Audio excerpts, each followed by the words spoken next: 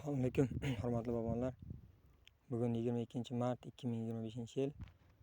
Hamma sizlarga ertangi keladigan prognoz bo'yicha yomg'irlar bor. O'sha yomg'irlardan oldin selektor sepib chiqyapmiz. Bu ertaga daraxtlarning o'sishiga, keyin hosillarga foydasi bor. Hozir mana selektor sepildi. Keyin yana shov beriladi. Undan oldin amofos bilan kaliy berilgan. Bu hozir payvand pistalar ichida tog' malikasini rekord darajada hosil kurtak ko'rsatib turibdi.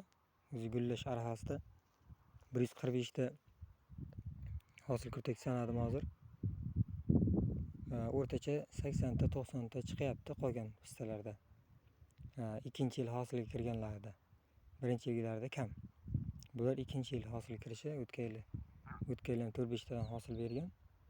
Shu yil ancha 4-5 barobar oshgan hosili.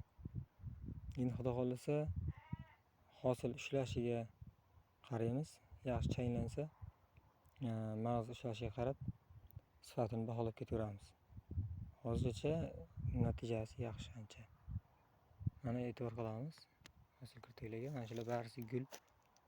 Xudo xolasa ular gullaydi, hademay gullash arafasida turibdi.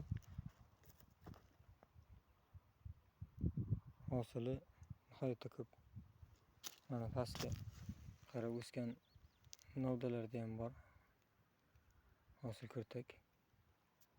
Hozircha tog' malikasidan ko'p hosil beradigan pistani ko'rmadim. Bo'lishi ham mumkin, lekin juda serhosil ekan bu.